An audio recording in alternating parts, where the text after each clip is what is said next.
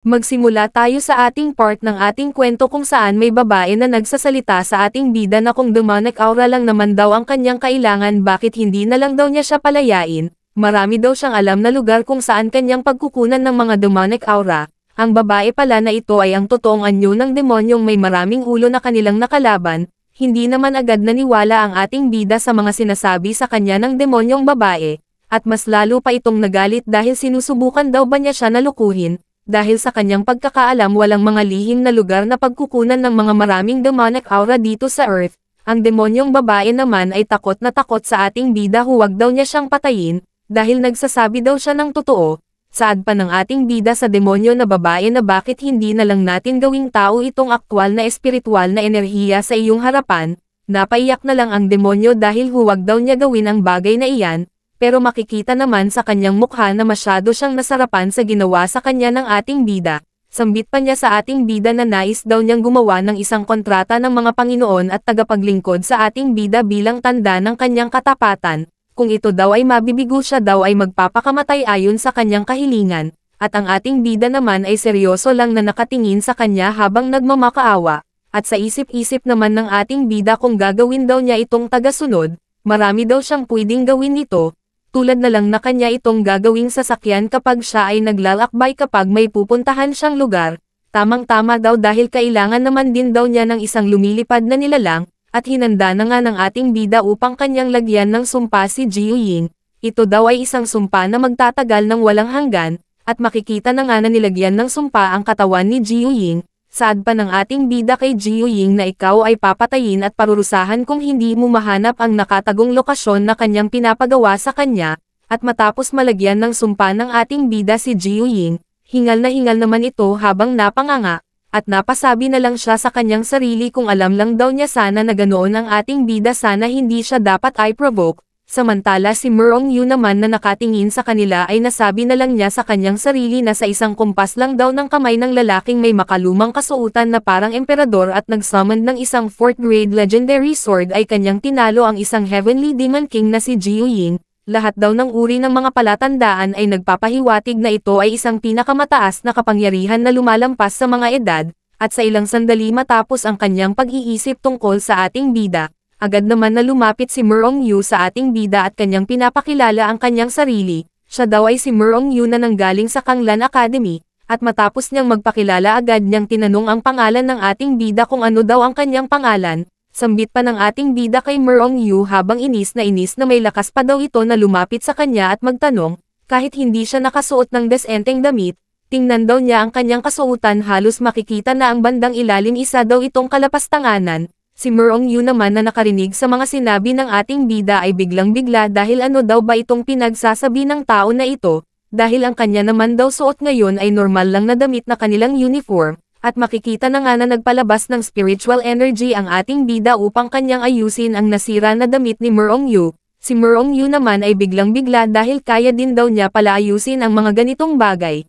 at saka ano daw itong kanyang nararamdaman ngayon dahil sobrang sarap daw ito sa kanyang pakiramdam. At matapos ayusin ng ating bida ang damit ni Merong Yu, agad naman siyang nagpakilala na siya daw ay si Yingxing. Nandito daw siya sa lugar na ito upang maghanap ng spiritual energy. Ang dalawa naman na nakarinig sa mga sinabi ng ating bida ay biglang-bigla at hindi makapaniwala dahil totoo ba daw ang kanyang mga sinabi na ang kanyang pangalan ay Yingxing, at agad napasigaw ang dalawa at kanilang napagtanto na siya pala si Emperor Yingxing noong 2,000 years na ang nagdaan.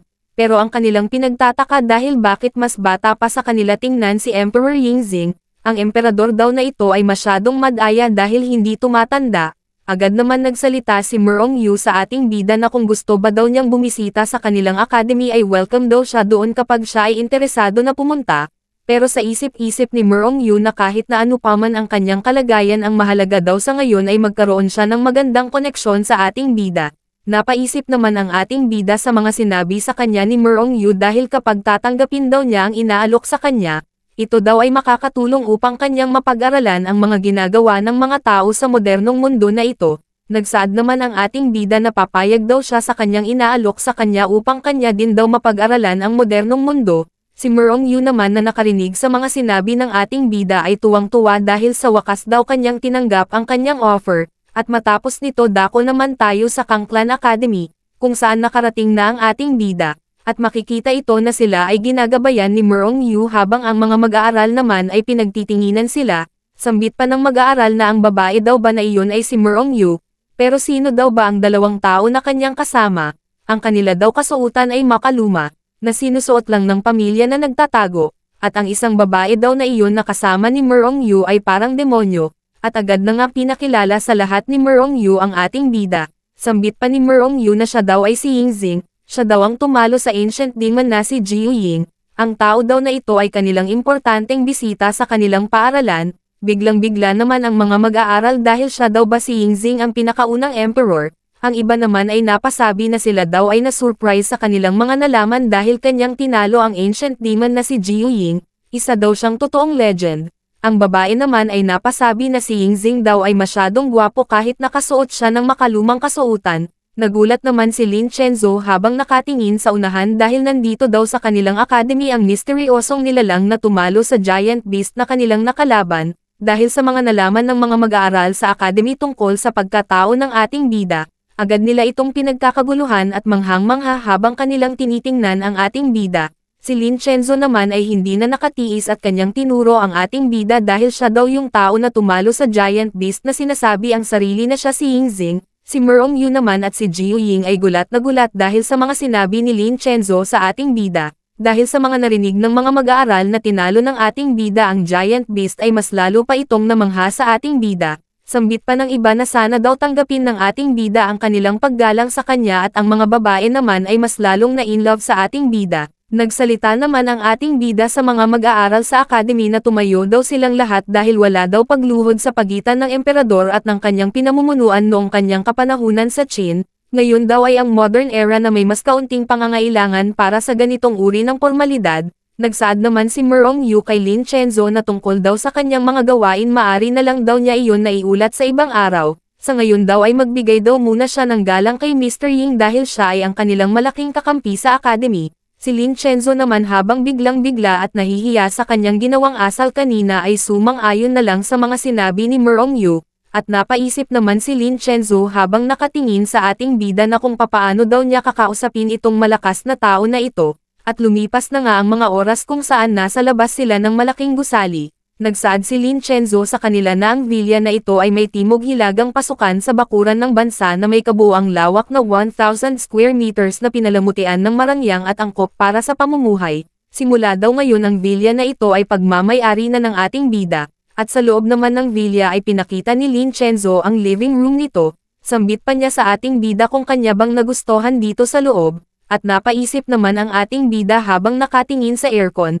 na ito pala ang mga invention ng kanyang future generation. Sabi pa ni Jiu Ying na para daw sa kanya ang bagay na ito ay isang magic weapon, habang pinapanood ng ating bida ang TV. Sa kanya daw palagay ang bagay na ito ay sumisipsip ng mga imahe sa labas ng mundo, para daw itong isang barrier. Sabi pa ni Jiu Ying sa ating bida na kung gusto daw ba niya ilalagay niya ito sa kanyang bulsa.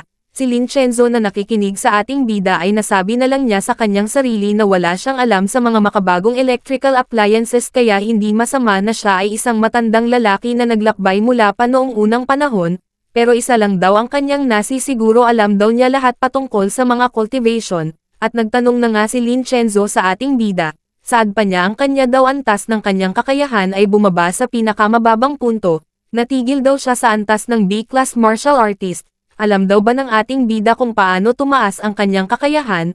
Ang ating bida naman na nakikinig kay Lin Chenzo, ay agad nagsabi na madali lang daw ang bagay na iyan kailangan lang daw niya itapat ang kanyang puwersa sa kanyang katawan. Si Lin Chenzo naman na nakikinig sa ating bida ay nagdadalawang isip dahil bakit pa ba daw kailangan hawakan ng ating bida ang kanyang katawan, pero kung gusto daw niya lumakas ng mabilis kailangan daw niya iyon gawin. Si Jiu Ying naman na nakatingin kay Lin Chenzo ay nasabi na lang niya sa kanyang sarili na ano ba daw ang pinag-iisip ng babae na ito, agad na nga tinuon ng ating bida ang kanyang puwersa kay Lin Chenzo. Saad pa niya kay Lin Chenzo na iwasan daw niya ang pag-iisip sa mga bagay-bagay kung gusto daw niyang buksan ang kanyang nakatagong kakayahan sa cultivation. Kailangan daw niyang itapat itong kanyang puwersa sa kanyang katawan. Nasabi na lang ni Lin Chenzo sa kanyang sarili na kakaiba daw itong kanyang nararamdaman ngayon. Ramdam daw niya sa kanyang buong katawan na ito ay nag-refine, dahil ba ito sa malakas na enerhiya na dumadaloy sa kanyang katawan ngayon, May nakita naman ang ating bida sa kaloob-looban ng katawan ni Lin Chenzo. Ito ay isang asol na bagay, hindi naman makapaniwala ang ating bida sa kanyang mga nasaksihan sa kaloob-looban ni Lin Chenzo dahil isa ba daw itong pagkakataon, dahil ang espiritu ng enerhiya ng babaeng ito at ang kapaligiran ng yelo na sagrado, para dito ay nagpapaalala sa akin ng marami si Empress Zing, na pumalit sa aking lugar sa aking nakaraang buhay. Siya daw ay nagtataka kung pwede ba itong mangyari na ang katawan na ito ni Lin Chenzo ay ang reincarnation ni Empress Zing, at bakit konektado sila sa mga bagay na ito sa isa't isa, at makikita na nga si Lin Chenzo na ang kanyang katawan ay nag-umapaw ang asol na aura, at ito ay napasigaw dahil kakaiba daw tong kanyang nararamdaman, habang dahan-dahan na bumagsak sa kamay ng ating bida si Lin Chenzo. Nasabi na lang ng ating bida na kahit nabigyan ng kapangyarihan ng bagong buhay si Empress Zing, at gayunpaman ay muli tayong nagtagpo marahil ang lahat ay nauwi sa tadhana sa alinmang paraan, nakakatulong pa rin si Lin Chenzo sa pag-aalaga ng talento gamit ang sagradong katawan ng yelo. Agad naman sinabihan ni Jiu Ying ang ating bida na sa tingin daw niya ang babae na iyan ay nagpapanggap lang na walang malay, at siya ay humingi ng patawad dahil hindi niya siya nabantayan. Saad pa ng ating bida kay Jiu Ying na wala daw itong dapat ipag-alala, dahil siya ay nasa yugto ng kawalan ng malay dahil ang kanyang katawan ay hindi makasabay sa paggising ng kanyang banal na yelo na katawan. Nagulat naman si Jiu Ying dahil ginising lang ba ng kanyang master ang sagradong katawan sa pamamagitan ng pagpapakawalan ng ilang espiritual na enerhiya. Hindi daw ito kapanipaniwala, at agad naman humingi ng pabor si Jiu Ying sa ating bida dahil sa tingin daw niya magagawa ng kanyang master na magising ang kanyang kakayahan sa pamamagitan ng kanyang spiritual na enerhiya. At ang ating bida naman ay tila ba naiinis sa pangungulit ni Jiu Ying. Napasigaw na lang si Jiu Ying na umabot sa labas ng gusali dahil hindi siya pinagbigyan ng ating bida sa kanyang mga kahilingan, at lumipas na nga ang kinabukasan. Makikita ang ating bida na nakaupo sa may sala habang sa kanyang tabi ay hindi pa nagigising si Lin Chenzo sa mahimbing na pagkatulog. Ang kanyang ginawa buong gabi habang hinihintay na magising si Lin Chenzo ay manood na lang ng movies sa television. Ang kanyang pinapanood ay may kwento na patungkol sa kanyang kapanahunan. Nasabi na lang ng ating bida habang seryoso na nanunood ng television, na ang kasaysayan ng dinastiyang Qin na kinikilala ng susunod na henerasyon ay naiiba sa aking nasaksihan noong panahong iyon, gayunpaman ito ay mukhang mas tumpak sa kasaysayan sa pangkalahatan, ang mga araw ng emperador at ang malupit na may iba't ibang reputasyon na matagal nang nawala, ang pagpapatuloy ng kadakilaan ng mga ninunong Chino ang inaasahan kong masasaksihan. Sa ilang sandali habang abala sa pag-iisip ang ating bida sa mga bagay-bagay, agad naman siyang tinawag ni Jiu Ying dahil mag-aalmusal na daw sila, nagluto daw siya ng masasarap na pagkain para sa kanya, nasabi na lang ng ating bida habang kanyang tinitingnan ang mga pinaggagawa ni Jiu Ying na parang may gagawin ka kung wala kang maibibigay. Makikita naman si Jiu Ying sa harapan ng ating bida na naglalaway na sa kanyang dinalang mga pagkain. Pero sa kanyang isip-isip ay kapag ang kanyang master ay nawalan ng malay ay sasamantalahin daw niya ang pagkakataon dahil ang drumstick at ang tsaa ay nabigo sa mga gamot na pampatulog. Kapag makatulog na daw ang kanyang master ay yayakapin niya ito ng mahigpit at magsasama sila panghabang buhay na nagmamahalan. Ngunit biglang nasira ang mga plano ni Jiu Ying dahil sinabihan siya ng ating bida na hindi daw siya interesado sa mga pagkain ng mga mortal kung kaya kainin na daw niya ito. Sabi pa ni Jiu Ying sa kanyang master na ang kanya daw dala na pagkain ngayon ay hindi pagkain para sa mga mortal, ginawa daw niya itong pagkain bilang isang tapat na kanyang alalay. Napaiyak na lang si Jiu Ying dahil kahit anong pilit niya na kumain ang ating bida hindi niya ito magawang mapakain, at kanya na lang tinapon ang kanyang dalang pagkain habang umiiyak. Dahil sa labis na ingay ni Jiu Ying, si Lin Chenzo ay nagising sa kanyang mahimbing na pagkakatulog. At agad siyang napasigaw at hiyang-hiya sa sarili dahil nakatulog daw siya ng buong gabi nang hindi niya namamalayan, at dito pa mismo sa bahay ni Master Yingxing, pero mas lalo siyang nagulat dahil binati agad siya ni Yingxing na nagising na pala ito, at takang-taka naman si Lin Chenzo dahil si Yingxing pa mismo ang bumati sa kanya. Si Jiu Ying naman ay biglang-bigla dahil bakit daw nagsasalita ang kanyang master ng malambing at mahinahon kay Lin Chenzo.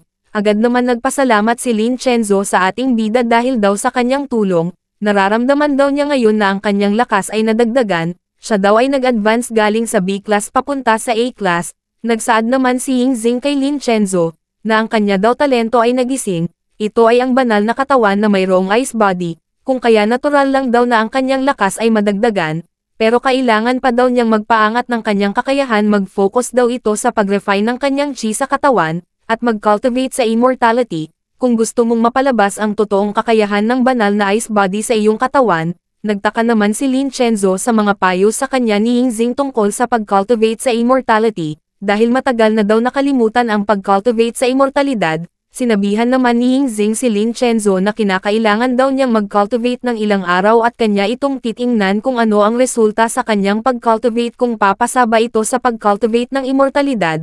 Kung siya daw ay papasa ibibigay daw niya sa kanya ang path patungo sa immortalidad. Sabi pa ni Lin Chenzo sa ating bida na parang ang sarap daw iyon pakinggan kapag nagkatotoo. Sa isip-isip naman ng ating bida na kailangan daw niya siyang bigyan ng pagkakataon dahil siya pa rin ang reincarnation ni Empress Xing. Tuwang-tuwa naman si Yin Chenzo sa kanyang mga nalaman dahil kinikilala daw ni Master Xing ang kanyang mga talento. Isa daw blessing sa kanyang buhay si Master Yingxing. Inis naman si Jiu Ying sa kanyang mga nakikita sa dalawa dahil nakakapagduda na daw ito tungkol sa kanilang dalawa. Ano ba ang relasyon ng dalawa na ito?